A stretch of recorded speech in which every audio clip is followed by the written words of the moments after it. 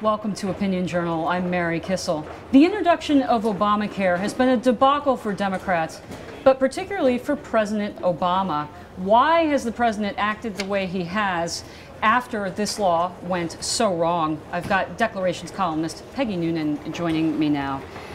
Peggy, the president's reaction to the rollout has really been something of a puzzle, hasn't it? I think so. You know, as I look at the White House the past 2 months, I think the president and those around him perhaps do not understand deep and serious history well enough to understand the size and scope of the debacle they're in.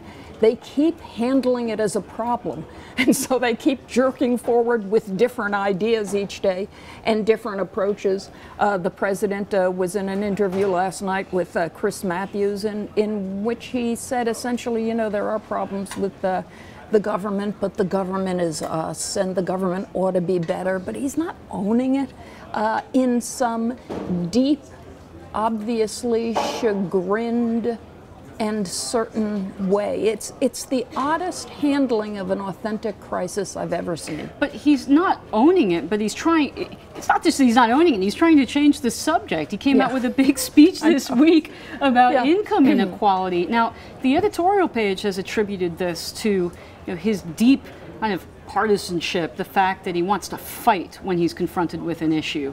What do you attribute that to? Youth. You know, they're all young.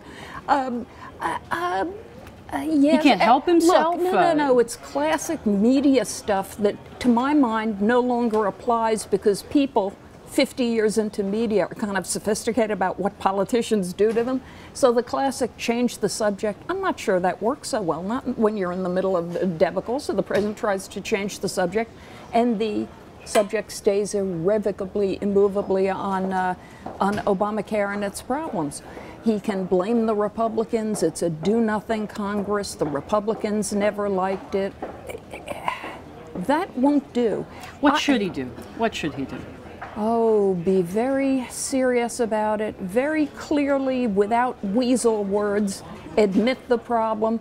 I think, you remember I said on this show sometime back before this whole thing started, I said, they've got to delay this thing. This is not going to work. And look, one of the ways this debacle is unique in that most scandals, if you will have a specific beginning and end. And then we have congressional hearings and, pundits like us say, wasn't that terrible? But they have a beginning and an end. Obamacare had a beginning, October 1st, when people became really aware that problems might be beginning. But there's going to be no end to this. It's going to dribble out every day because the problems are not just the site. The problems are the program within the site.